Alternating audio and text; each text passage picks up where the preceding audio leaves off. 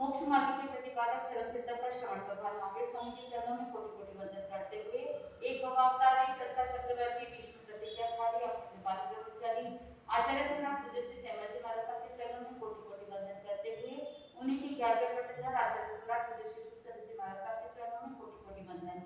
जय गच्छाधिपति व्याख्यान वाचस्पति उग्र विमानी वचन सिद्ध साधक 12वें पट्टाधार आचार्य प्रवशी पार्षद जी महाराज साहब गौर तपस्वी उपाध्याय प्रवशी गुणचंद्र जी महाराज साहब मेरे स्थानीय आयाम मम जीवन धारक करम जय गुरुदेव डॉक्टर श्री पदम चंद्र जी महाराज साहब के चरणों में कोटि कोटि वंदन करते हुए सभी गुरु भगवान के चरणों में वंदन करती हूँ।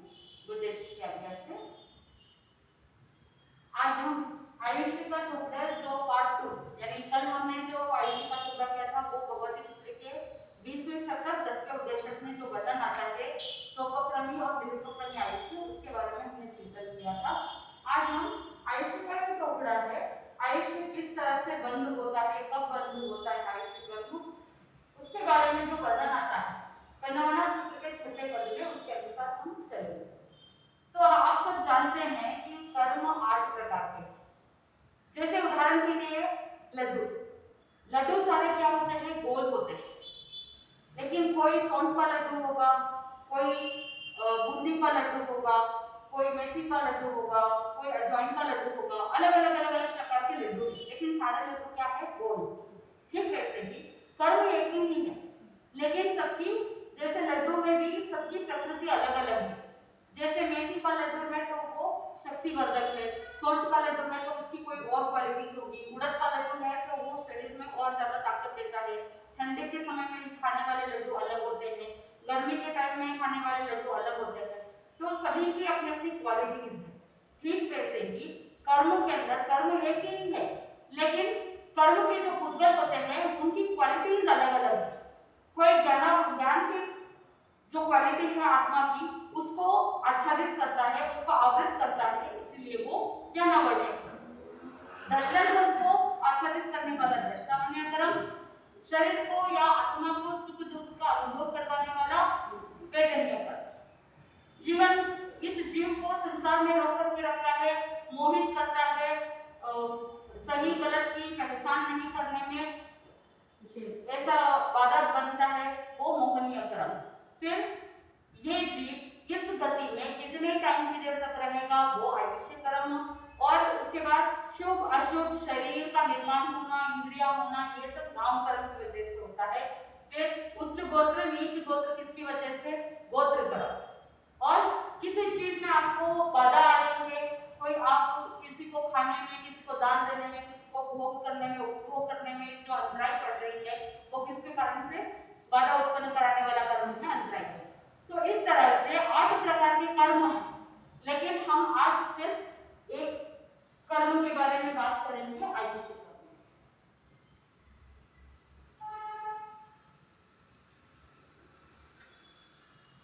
जीवन पर्यंत तक 8 कर्म में से 7 कर्म निरंतर 24/7 7 कर्मों का बंद होता ही रहता है लेकिन आयुष्य कर्म एक लाइफ टाइम में एक ही बार बंद होता है वो भी अगले भव का।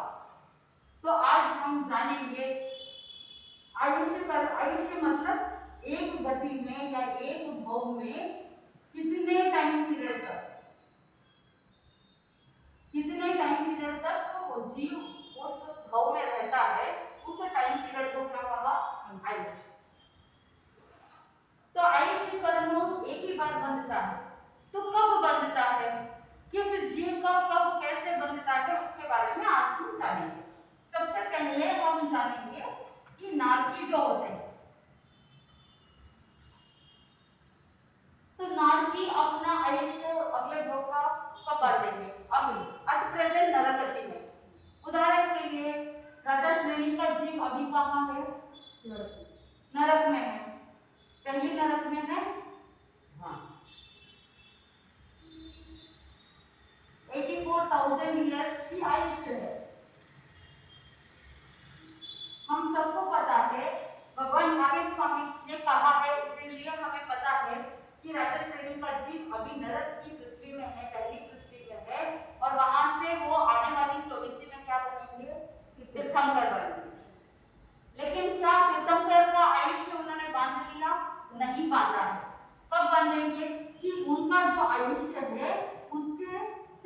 6 महीने जब शेष रह जाएंगे उस समय वो अपना आयुष्य अगले भव का बांधेगा।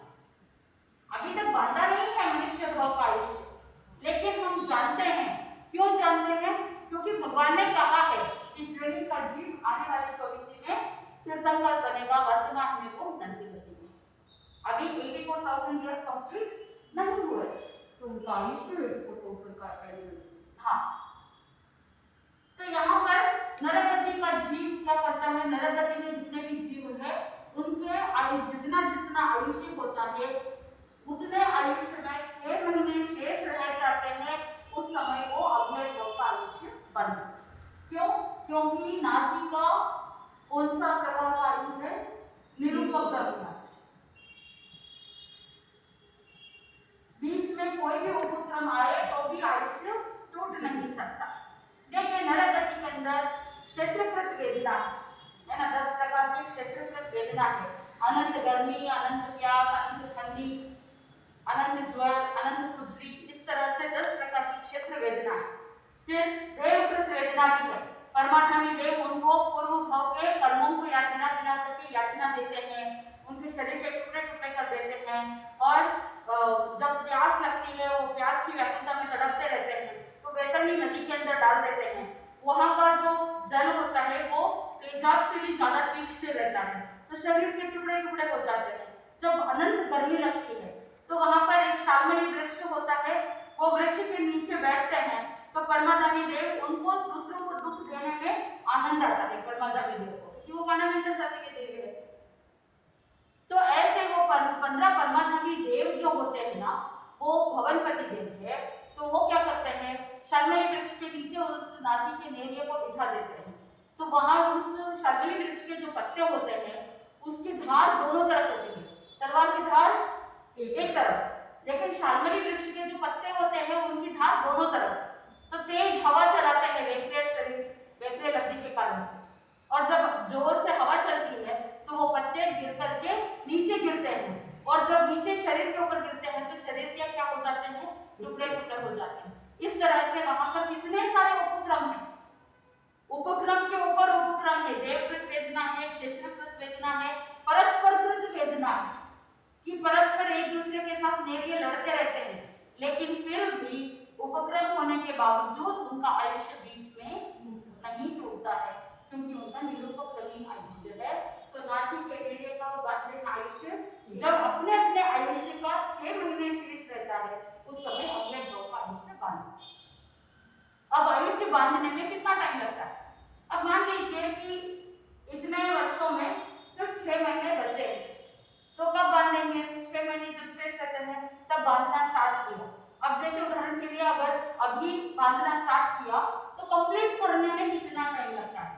यानी जब कहते हैं कि अंतर मुहूर्त के टाइम पीरियड के अंदर अंदर अगले भव का आयुष्य बंध जाता है, यानी लेस देन 48 मिनट, इतने कम टाइम पीरियड में आयुष्य बंध जाता है। तो ये नाती के बारे में। अगला आते हैं देवगति के बारे में। देवगति में भी अब हम जानेंगे जैसे भवनपति,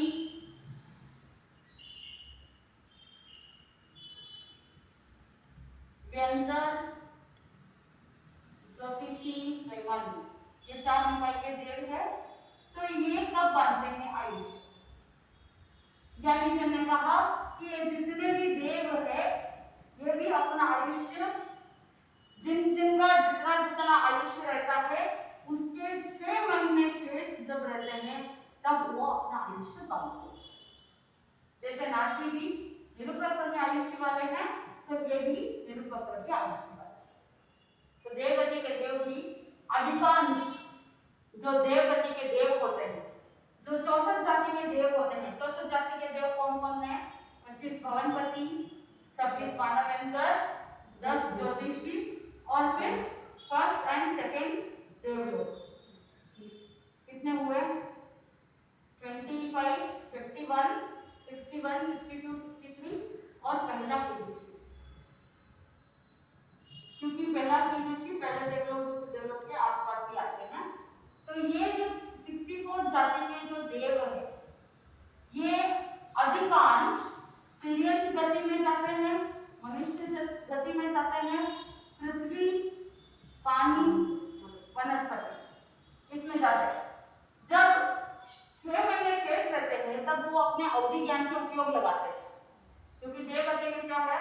अवधि ज्ञान है, तो अवधि ज्ञान से उपयोग लगाते हैं कि कहाँ जा करके मुझे उत्पन्न होना है। तो जब उनको पता चलता है कि पृथ्वी पानी वनस्पति में उत्पन्न होना है, तो उस समय उनके मन में बहुत विलापात होता है, वो शोक करते हैं, लेकिन फिर भी कोई बदलाव हो नहीं सकता। जब 6 महीने शेष रहते हैं तभी उनका आयुष्य बदल जाता है। जीवन पर्यंत विषय वासना के अंदर डूबे हुए रहते हैं। इसीलिए पृथ्वी पानी वनस्पति में जाकर के जन्म लेना पड़ता है। वहीं अगर कुछ ऐसे पुण्यशाली देव होते हैं तो उनका शुभ व्यवसाय होता है, स्वाध्याय के अंदर रमण करते हैं, धर्म आराधना में तल्लीन रहते हैं, कीर्तन का प्रबंध उनकी सेवा में रहते हैं, तो वो अपनी आत्मा पर तो कल्याण कर लेते हैं। लेकिन जो विषय वासना के अंदर नाटक साटक देखने के अंदर ही पूरा लाइफ टाइम बिता देते हैं, तो फिर उनको पृथ्वी पानी वनस्पति में जाकर के जन्म लेना पड़ता है या तिर्यंश गति में जाकर के जन्म लेना पड़ता है। ठीक है, तो कितना टाइम पीरियड लगता है? अंतर्मुहूर्त में वो आयुष्य बांधना कंप्लीट कर सकते हैं, क्योंकि वो निरुपक्रमी आयुष्य बांधते हैं। तो कोई भी टाइम हो सकता है। हाँ, अंतर्मुहूर्त यानी एक समय से लेकर के 48 मिनट के एक समय कभी भी हो सकता है। अब आगे हम देखते हैं एकेंद्रिय यानी 5 स्थावर, बेइंद्रिय, तेइंद्रिय, चौइंद्रिय, 5 स्थावर और 3 इंद्रिय। ये कब आयुष्य बांधते हैं? इनके 2 प्रकार का आयुष्य होता है,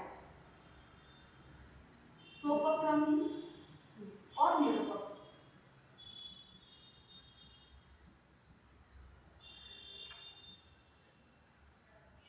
जिन जीवों के निरुपक्रमी आयुष्य होता है वो कब बांधेंगे?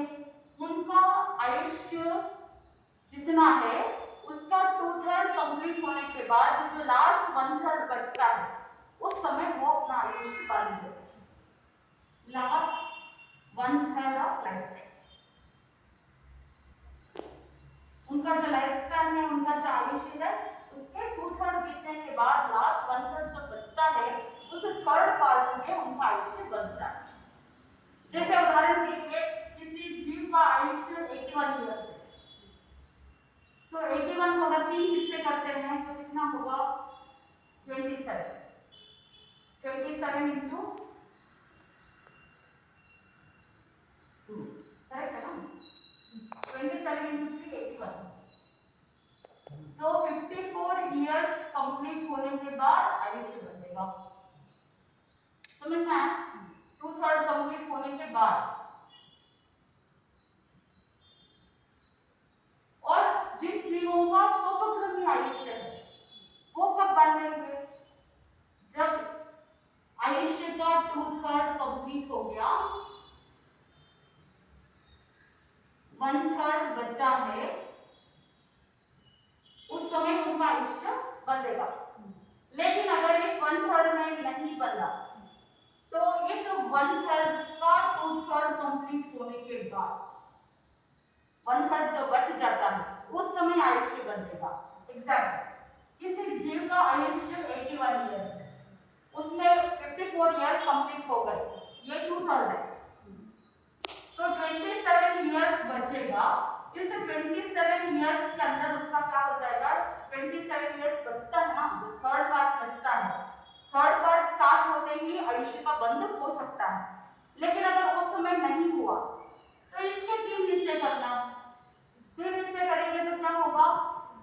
9 into 3, तो 18 ईयर्स कंप्लीट होने के बाद 18 ईयर्स यानी 2/3, सही है ना? तो 9 ईयर्स जो बचते हैं 1/3, उस समय को आयुष्य बंधेगा। अगर 9 ईयर्स बचे हैं, ये जो 1/3 है इसमें अगर उसने नहीं बांधा तो ये 9 ईयर्स का अगर 3 हिस्से करते हैं तो 3 into 3 यानी 6 साल बीतने के बाद जब 3 साल शेष रहते हैं उस समय आयुष्य बांधेगा। ऐसे करते करते अगर तभी आयुष्य नहीं बांधा तो लास्ट जो लाइफ टाइम का अंतर्मुहूर्त बचता है उस समय वो अगले भाव का आयुष्य बांधेगा।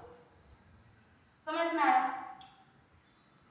जीवन के जितना आयुष्य है उसका 2/3 कंप्लीट हो गया, 1/3 शेष है, उस समय आयुष्य बांधेगा।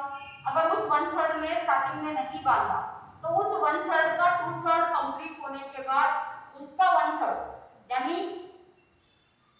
जीवन के आयु के तीसरे भाग में अगर आयुष्य बांध लिया तो ठीक है।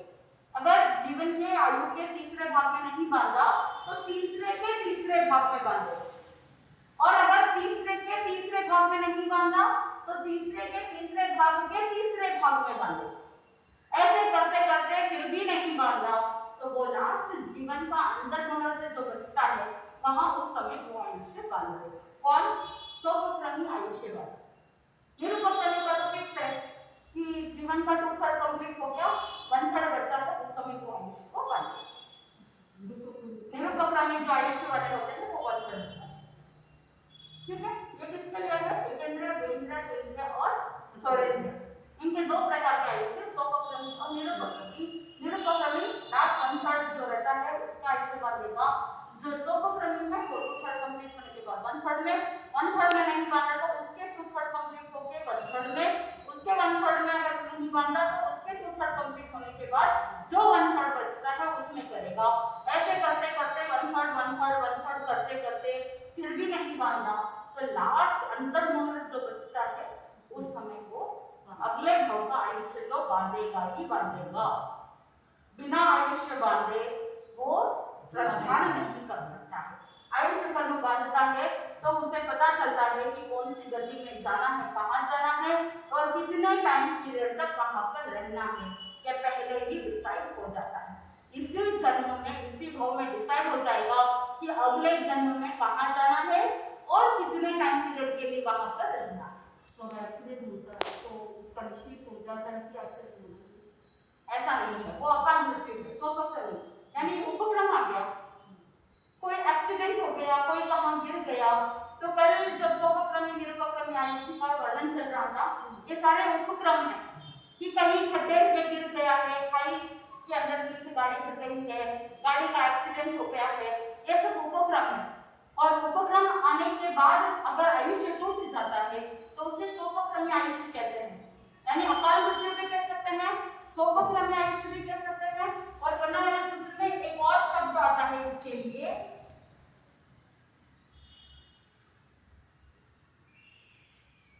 अपवर्तनीय आयुष्य।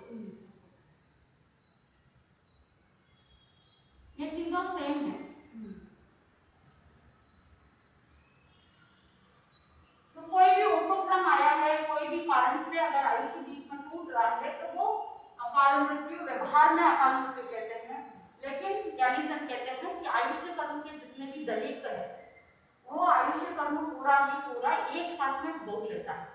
यानी किसी के 80 वर्ष की उम्र बांधी हुई है आयुष्य, लेकिन वो 20 वर्ष की उम्र में उसके कोई उपक्रम उपलब्ध हो गया, एक गाड़ी दूसरी गाड़ी से टक्कर खा जाती है और उसी समय विदिन अंतर मुहूर्त वो सारे जितने वर्ष उसको जीने थे उन सभी आयुष्य कर्म के दलितों को वो क्या कर लेता है, एक साथ भोग लेता है और अपने उपक्रम की वजह से आयुष्य बीच में ही टूट जाता है। लोगों को लगता है कि वो अकाल में मृत्यु को प्राप्त किया है, लेकिन उसने अपना आयुष्य पूर्ण रूप से आयुष्य कर्म को भोगा। भोगने के तरीके दो है, कल मैंने बताया था, एक साथ भोगते हैं या धीरे धीरे भोगते हैं। यानी धीरे धीरे कैसे भोगते हैं कि अगर 80 इयर्स की आयुष्य है तो 80 इयर्स तक भोगेंगे, और अगर एक साथ भोगेंगे तो 80 इयर्स के आयुष्य में 20 इयर्स के अंदर अंदर वो पूरे आयुष्य कर्म की दलितों को भोग देते, उदीर ना करके भोग देते। तो दोनों तरीके। तो ये एकेंद्रिय, बेंद्रिय, तेंद्रिय और चौरेंद्रिय के बारे में आ गया। अब हम जानेंगे और इसके साथ साथ असंधि तिर्यंश पंचेंद्रिय और असंधि मनुष्य का भी सेम है। जैसे एकेंद्रिय, बेंद्रिय, तेंद्रिय, चौरेंद्रिय के बारे में बात की थी, वैसे के वैसे सेम असंधि तिर्यंश पंचेंद्रिय और असंधि मनुष्य का भी वर्णन आता है। पीछे बचते हैं तिर्यंश, पंचेंद्रिय और मनुष्य।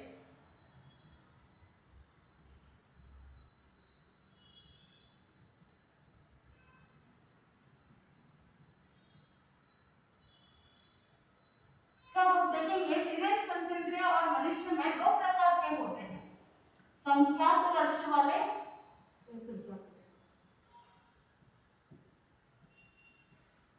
असंख्यात वर्ष।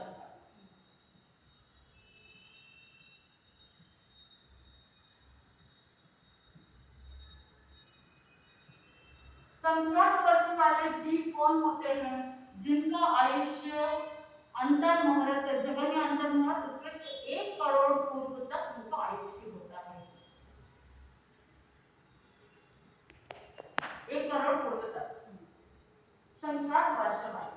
असंख्यात यानी 1 करोड़ पूर्व से भी ज्यादा,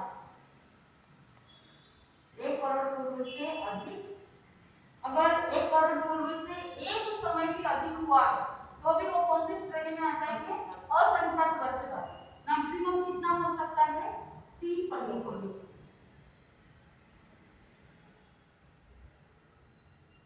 1 करोड़ पूर्व से अधिक आयुष्य एक समय भी अगर अधिक हो गया है और मैक्सिमम 3 पलियों तक आयुष्य जिनका होता है वो असंख्यात वर्ष वाले कहलाते हैं।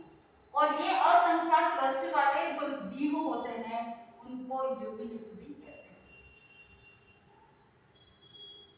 तो अब हम पहले युगलिक के बारे में जानेंगे, जो असंख्यात वर्ष वाले जिनका आयुष्य 1 करोड़ पूर्व से ज्यादा है और 3 पलियों तक। पलियों के बारे में मैं एक क्लास अलग से बताऊंगी क्योंकि उसका डिस्क्रिप्शन बहुत लंबा है। अभी के लिए समझ लेना कि इस एक पलियों के अंदर असंख्यात वर्ष बीत जाते हैं। तो जो युगलिक है, युगलिक तिर्यंच पंचेंद्रिय और युगलिक मनुष्य। अब युगलिक मनुष्य कौन कौन है?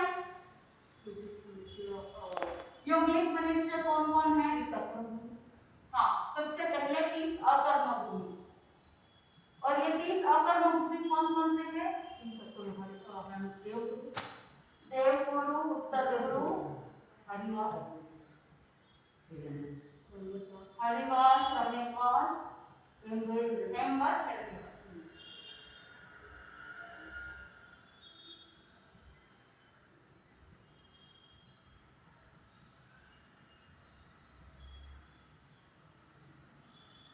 ये एक हो गया। 56 अंतर द्वीप, ये 56 अंतर द्वीप लेकिन योग। उसके बाद अवसर्पिणी काल के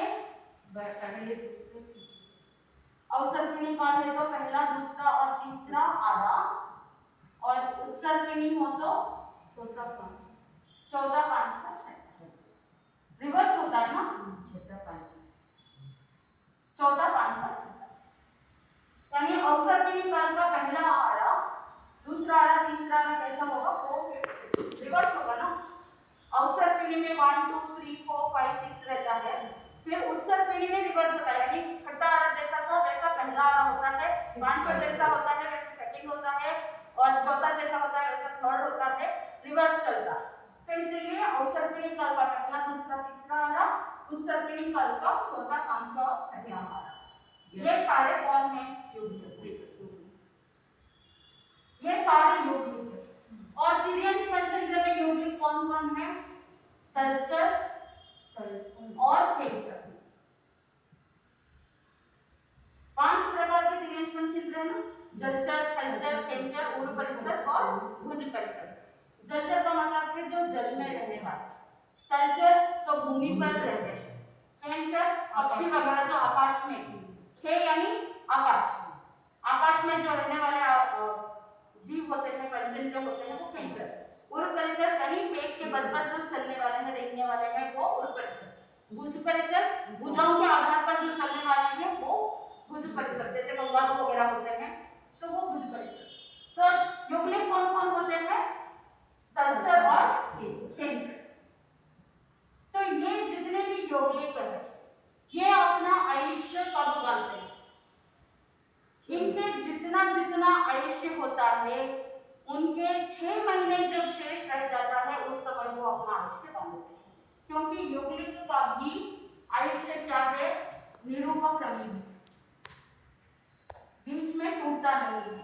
जब 6 महीने आयुष्य के शेष रहते हैं उस समय वो अपना आयुष्य बांध देते हैं। ठीक है, तो ये यौगिक के बारे में। अब जो बाकी के संख्यात वर्ष वाले जो पंचेंद्रिय और मनुष्य है, जिनका आयुष्य 1 करोड़ पूर्व तक हो सकता है, वो आयुष्य कैसे बांधेंगे? सेम जैसे एकेंद्रिय, द्विंद्रिय, त्रिंद्रिय, चौरेंद्रिय का था ना, वैसे ही 2 टाइप्स, शोकक्रमी, निरूपक्रमी। निरूपक्रमी का मतलब क्या है यहाँ पर कि जब इनका जितना आयुष्य है, त्रिगज पंचेंद्रिय और मनुष्य का जितना आयुष्य है, उसके 2/3 कंप्लीट होने के बाद 1/3 जो शेष रहता है उसमें आयुष्य बनता है। और शोकक्रमी में सेम 1/3 में जो बचता है उसमें आयुष्य बनेगा। अगर 1/3 में नहीं बना तो उस 1/3 का 2/3 कंप्लीट होने के बाद उसका 1/3 शेष रहता है, तब वो आयुष्य बनता है। ऐसे 1/3 करते करते लास्ट में अगर नहीं बांधा तो लास्ट अंतर मुहूर्त में वो अगले भाव का आयुष्य बांध देता है। जैसे एकेंद्रिय, द्विंद्रिय, त्रिंद्रिय, चौरेंद्रिय के बारे में हमने बताया था, वैसे ही संख्यात वर्ष वाले त्रिगज पंचेंद्रिय और मनुष्य का शोकक्रमी आयुष्य वालों का आयुष्य बंधने का क्रम है। और जब आयुष्य बांधते हैं कितना टाइम लगता है आयुष्य बंधने में? लेकिन अंतर मुहूर्त वो आयुष्य बांधते हैं। अब भगवान को पूछा गया कि भगवान आयुष्य कितने प्रकार के हैं, आयु कितने प्रकार के हैं? तो भगवान ने बताया कि आयुष्य 6 प्रकार के हैं। आप सभी जानते हैं कि एक जीव एक गति से दूसरी गति में, एक भाव से एक जन्म से दूसरे जन्म में जाते हैं तो 6 बोल साथ में लेकर के जाते हैं, क्योंकि भगवान ने कहा कि आयुष्य जो है वो 6 प्रकार है। सबसे पहला जाति नाम निगत आयु, सेकंड गति नाम निगत आयु, तीसरा स्थिति नाम निगत आयु, चौथा अवगाहना नाम निगत आयु, पांचवा प्रदेश नाम निगत आयु, छठा है अनुभाव, कुछ जगह पर अनुभाव भी आता है, कुछ जगहों पर अनुभाव भी आता है, नाम निगत आयु। ये 6 प्रकार के हैं। जैसे जाति नाम निगत आयु में क्या होता है? नामकरण के अंदर जाति नाम भी है। जाति नामकरण के उदय से जो जीव को जो जाति प्राप्त होती है वो जाति नाम। जाति कितने प्रकार की बताई है? 5, एकेंद्रिय से लेकर के पंचेंद्रिय तक, एकेंद्रिय, द्विंद्रिय, त्रिंद्रिय, चौरेंद्रिय, पंचेंद्रिय, ये 5 प्रकार की जाति। तो जाति नाम हम बता रहे। तो इस जाति के साथ जो निगत को आगे में एक और शब्द बताया निषेध। तो जिन जाति के साथ निगत निषेध आयु जुड़ जाता है, एडिशन, एक तरफ जाति नाम है और प्लस निगत आयु, आयुष्य कर्म के साथ निगत जुड़ गया और साथ में क्या जुड़ गया? जाति नाम जुड़ गया। जब आयुष्य के साथ ये सारी चीजें जुड़ जाती है तो उसे क्या कहा? जाति नाम निगत आयु। निषेध का मतलब क्या है? निगत का मतलब क्या है? कि यहाँ पर गैलीजन ने बताया कि कर्म दलिकों का या कर्म पुद्गलों का जो जुड़ना है उसकी रचना को निगत कहा, निषेध कहा। कर्म दलिकों की रचना को निषेध कहा, निगत कहा। तो ये जाति नाम निगत आयु। आयुष्य कर्म के साथ कर्म दलिक जुड़ रहे हैं, जाति नाम जुड़ रहा है। तो इस जाति नाम निगत आयु से हमें पता चलता है कि कौन सी जाति मिलेगी। एकेंद्रिय, द्विंद्रिय, त्रिंद्रिय, चौरेंद्रिय, पंचेंद्रिय कहाँ से करके उत्पन्न होना है ये पता चलता है। उसके बाद गति नाम। गति नाम में क्या है? गति नामकरण के उदय से 4 प्रकार की गति है। तो हमको पता चलता है कि नरक गति है, तिर्यंक गति है, मनुष्य गति है या देव गति है। कौन सी गति में जा रहा है जीव वो पता चलता है। इसकी वजह से गति नामकरण। इसके साथ निदत विषय जुड़ गया, आयु जुड़ गया। आयुष्य कर्म के साथ ये गति नाम और उसके कर्म दलित जुड़ गए, इसीलिए उसका नाम क्या दिया है, गति नाम निदता। उसके बाद स्थिति, स्थिति यानी टाइम पीरियड, कितना टाइम पीरियड तक उस गति में उस जाति में उसको रहना है, उसे स्थिति कहते हैं, लाइफ स्टाइल, आयुष्य। तो स्थिति नामकरण के उदय से जो व्यक्ति को जितना स्थिति मिलता है, जितना टाइम पीरियड उस व्यक्ति को उस जाति में उस गति में रहना है, वो उसको इससे पता चलता है। उसके बाद अवगाहना, जो जीव जितना अवगाह है, जिसमें अवगाहना करे उसे अवगाहना कहते हैं, यानी हाइट। अब अवगाहना का कोई अवगाहना नामकरण नहीं है, लेकिन ज्ञानी जी ने कहा जो व्यक्ति को, कोई भी जीव को शरीर प्राप्त होता है, शरीर कितने प्रकार के हैं, 5। शरीर नामकरण के उदय से 5 प्रकार के शरीर में से कोई एक, तेजस शरीर और कारण शरीर तो हमेशा साथ में रहते ही है।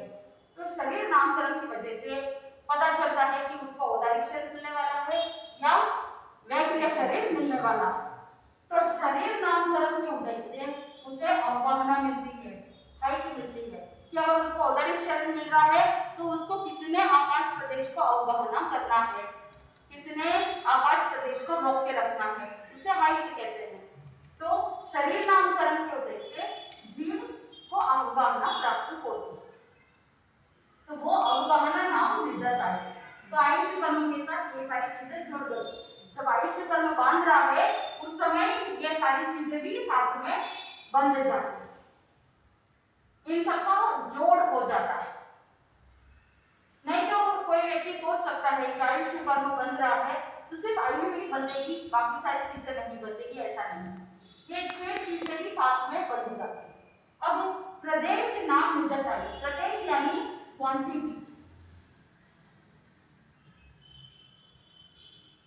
अब कितने कर्मों के आत्म प्रदेश, कितने कर्मों के प्रदेश, कितने कर्मों के परमाणु, कितने कर्मों के एटम्स, पार्टिकल्स साथ में जुड़ने वाले हैं, उसे प्रदेश कहते हैं।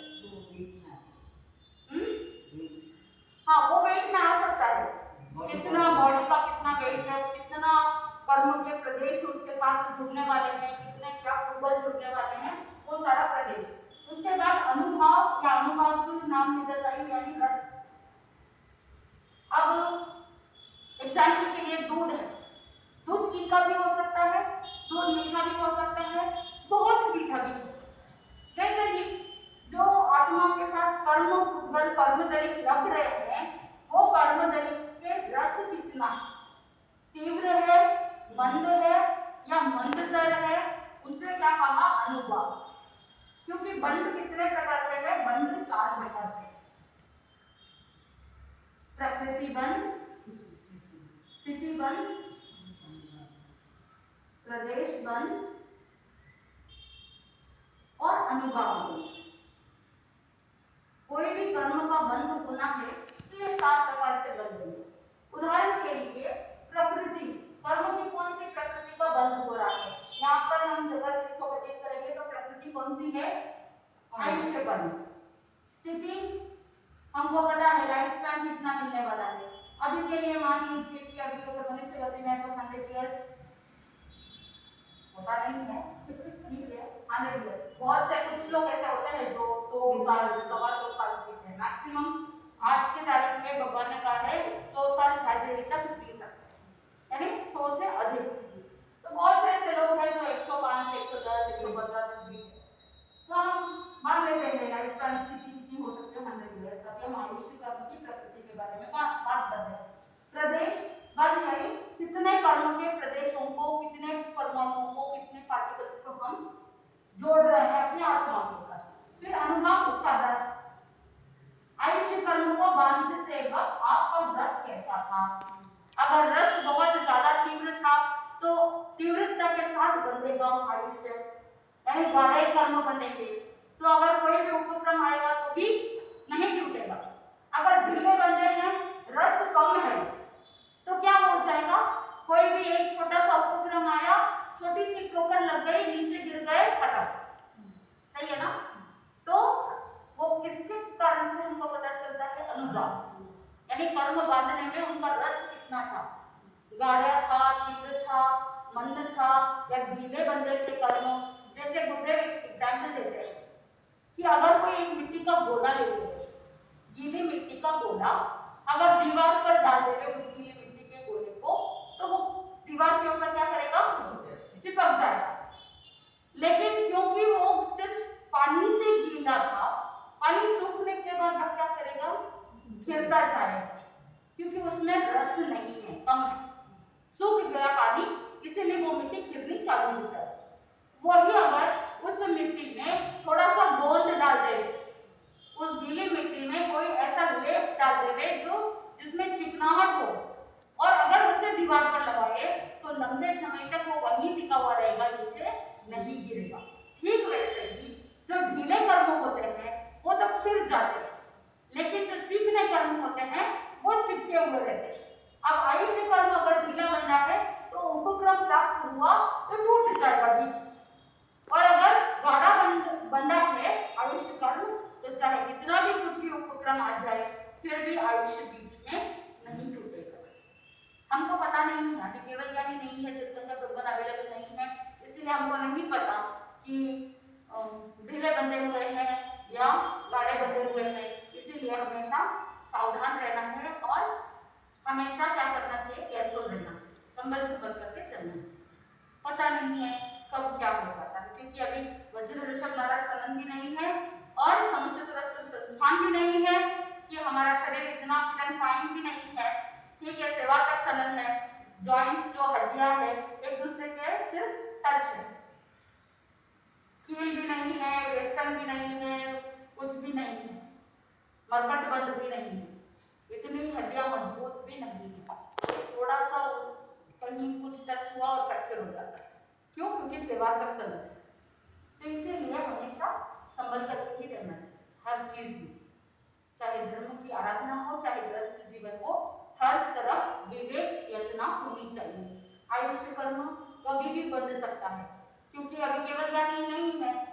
अब जैसे उदाहरण के लिए ब्रह्मदत्त चक्रवर्ती को ले लो, ब्रह्मदत्त चक्रवर्ती 7वीं नरक में गए, तो अभी 7वीं नरक में है, तो वो वहां से 7वीं नरक से निकल करके वापस क्या बनेंगे? तिर्यंश पंचेंद्रिय ही बनेंगे, क्योंकि 7वीं नरक की गति क्या है? 10। गति क्या है? 10। सिर्फ तिर्यंश पंचेंद्रिय के पर्याप्त 10 ही है।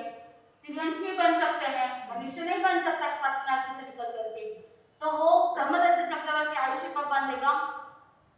उसके जो 7वीं नाती का आयुष्य है 33 सालों का, तो 33 सालों कंप्लीट होने के सिर्फ 6 महीने जब शेष रह जाते हैं, उस समय वो अपना आयुष्य बांधेगा।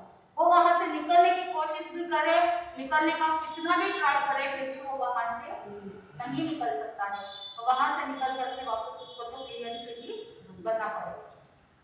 तो इसीलिए हमको पता नहीं है कि हम कब आयुष्य बांधने वाले हैं। तीर्थंकर भगवान है, उस समय थे तो उन्होंने बता दिया कि राजा श्रेणी का जीव वापस तीर्थंकर बनेगा। भगवान थे इसलिए उन्होंने बता दिया कि अभय कुमार अभी वर्तमान में 5 अनंतर विमान में है और फिर वापस मनुष्य भाव को प्राप्त करेंगे, फिर मोक्ष की मंजिल को प्राप्त करने के लिए तैयारी करेंगे। ये भगवान ने बताया, इसलिए हमको पता है कि वो एक भाव में मोक्ष जाएंगे। सुख विपाक सूत्र के अंदर भी बहुत से ऐसे जीव हैं जो एक भवावतारी है। तो हम आनंद श्रावक वगैरह जितने भी भगवान के जो 10 श्रावक हुए वो सब एक भवावतारी है। हमको क्यों पता है? क्योंकि भगवान ने बताया। लेकिन अभी कोई नहीं है ऐसे बताने वाले कि अभी हम कितने भाव में मोक्ष जाएंगे, या इस जन्म के बाद अगला कौन सी गति में जाएंगे, कब हमारा आयुष्य पूर्ण होगा, ये भी पता नहीं है। हमको नहीं पता कि हम 50 साल जिएंगे, 80 साल जिएंगे, 100 साल जिएंगे, कितना जिएंगे हमको नहीं पता है। तो इसलिए हमको ये भी नहीं पता कि हमारा उत्कर्ष कब कंप्लीट होगा, ये भी नहीं पता।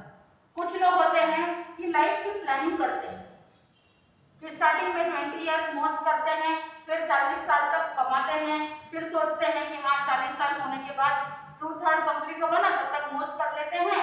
और वैसे ही पता है कि 2/3 कंप्लीट होने के बाद जब 1/3 बचता है उस समय आयुष्य बंधेगा, तो उस समय धर्म ध्यान करेंगे। ऐसा सोच के अगर कोई व्यक्ति प्लानिंग करे तो वह हाईली इम्पॉसिबल।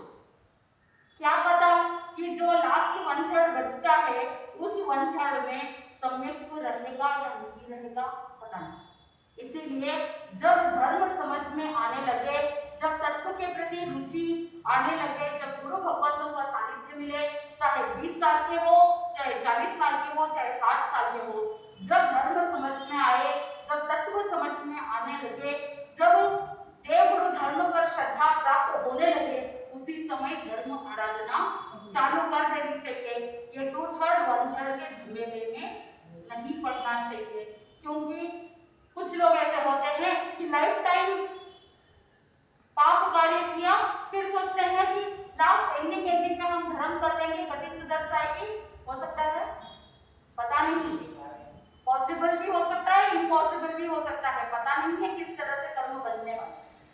इसीलिए हमेशा अलर्ट रहना है और जब जाओ तभी धर्म आराधना कर लेनी चाहिए। उस समय ये नहीं सोचना कि अभी तो हम जवान हैं, अभी तो बुढ़ापा आया नहीं है। कुछ लोगों के मन में ये थॉट पैटर्न पुराने जमाने में रहता था कि धर्म तो सिर्फ बूढ़े लोग ही करते हैं, जवान लोगों के लिए नहीं। लेकिन ज्ञानी जन कहते हैं कि धर्म हर एक जीव के लिए। पहले जब इंद्रियां काम करती थी उस समय धर्म किया नहीं, फिर बुढ़ापे में धर्म करने का बहुत मन करता है, लेकिन उस समय इंद्रियां साथ नहीं देती, कम सुनाई देता है, कम दिखाई देता है, कम समझ में आता है, ब्रेन इतना ग्रास्प नहीं कर पाता है, ब्रेन इतना याद नहीं रख पाता है, क्योंकि वहां पर ब्रेन में भी एज के हिसाब से चेंजेस होते रहते हैं। इसीलिए जब बुद्धि तीक्ष्ण हो, पांचों इंद्रियां सशक्त हो, पांचों इंद्रियों के अंदर ताकत हो, शक्ति हो, सामर्थ्य हो, उसी समय धर्म आराधना कर लेनी चाहिए। चाहे ज्ञान सीखने में हो, चाहे दर्शन में हो, चाहे चारित्र में हो, चाहे तप में हो, जब मन स्थिर हो, जब धर्म के प्रति रुचि जागृत हो जाए, उसी समय कर लेना चाहिए। क्योंकि हमें पता नहीं कि कब आयुष्य बंधने वाला है, कब हमारा 2/3 खत्म होने वाला है, सोपक्रमी आयुष्य है या निरुपक्रमी आयुष्य है, ये भी हमको नहीं पता। क्या पता कि अगर सोपक्रमी हो गया तो 2/3 का भी इंतजार नहीं हो पाएगा। 2/3 खत्म होने के बाद कोई उपक्रम आ गया तो तुरंत ही आयुष्य टूट सकता है। इसीलिए हमेशा सतर्क रहना है और अपने आयुष्य को ध्यान में रख करके इस आयुष्य को सार्थक बनाना है, ताकि आगे चल करके अच्छी जाति, अच्छी गति और अच्छी स्थिति, अवगाहना, प्रदेश का अनुभव, ये जो चीजें अच्छी मिले, धर्म आराधना करने का अवसर प्राप्त हो, क्योंकि अच्छी जाति होगी, पंचेंद्रिय प्राप्त होगा, मनुष्य गति मिलेगा और स्थिति भी अच्छी रहेगी। मनुष्य गति मिल गया लेकिन समुच्च मनुष्य मिला तो क्या करेंगे, कोई मतलब नहीं है। 56 अंतर्द्वीप मिला तो भी कोई वांछित लाभ मिलने वाला नहीं है, क्योंकि वो मिथ्यात्व है। तो ऐसे अकर्म भूमि में मनुष्य जन्म मिला तो भी कोई कार्य का नहीं है, क्योंकि वहां पर तो कोई कर्म भी नहीं, धर्म भी नहीं। इसीलिए मनुष्य गति मिलना है, कर्म भूमि में मिलना है, तीर्थंकर भगवतों का शासन में मिलना है, तो पुण्यवानी अधिक होनी चाहिए। जैसे जैसे पुण्य बढ़ेगा वैसे वैसे हमारी जीवन की सारी चीजें भी व्यवस्थित होती है। तो ये पन्नवना सूत्र के 6ठे पद में आयुष्य बंध का टुकड़ा चलता है। सो तीर्थंकर भगवंतों ने जो फरमाया है उसके अनुसार आपको बताने का प्रयास किया है। तीर्थंकर भगवंतों की वाणी के विरुद्ध कुछ कहा हो तो अंतःकरण से केवली भगवान से बारंबार इच्छा में विक्रम।